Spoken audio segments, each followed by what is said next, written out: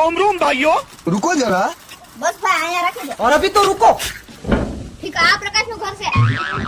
અરે ના, આ તો મારું ઘર છે. તો પ્રકાશનું ઘર ક્યાં છે? એ મને શું ખબર?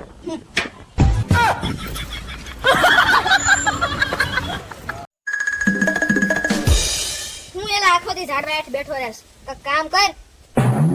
જે માણસ પેલા મહેનત કરે ને એની પાછળની જિંદગીમાં આરામ હોય, અને જે પેલા આરામ કરે એને પછી મહેનત કરવી પડે.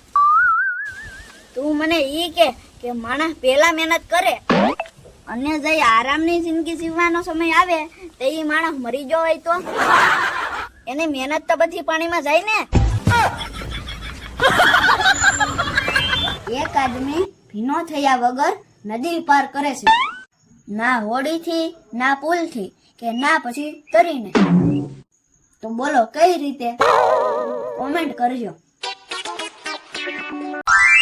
ગોપાલ, એક વાત પૂછું? હા પૂછ. એક મરેલી બકરીને મેં ગામમાં જાતા જોઈ. બોલ કેવી રીતે? ઈ કેવી રીતે? કઈ ખબર નહીં હો. નથી ખબર ને? જો તમને ખબર હોય તો કોમેન્ટમાં કયો કે કેવી રીતે. મિત્રો, મારા પ્રશ્નોના તમે ચિત્ર વિચિત્ર જવાબ આપો છો ને, ઈ વાસીને મજા આવે છે હો. તો હાલો, હું આજ તમને એક એવો જ પ્રશ્ન પૂછું. એક પાડો બીમાર પડ્યો અને પાડીને ઇન્જેક્શન આપ્યું તો પાડો હાજો થઈ ગયો. બોલો કેવી રીતે? કહેજો કોમેન્ટમાં.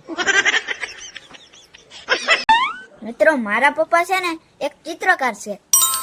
હવે હું કોઈ પણ ચિત્ર દોરીને નિશાળે જાઉં ને તો કોઈ મારું હાસું નથી માનતું. મારું ચિત્ર જોઈને બધા કહે કે આ ચિત્ર તારા પપ્પાએ દોર્યું છે.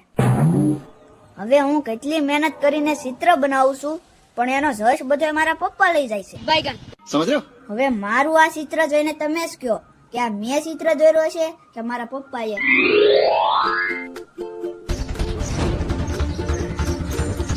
અને આ ચિત્ર કોનું છે કોમેન્ટ કરજો.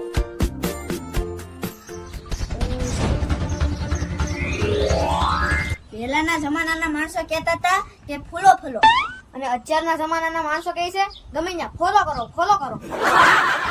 તો પછી અમને ફોલો કરી જો ને યાર.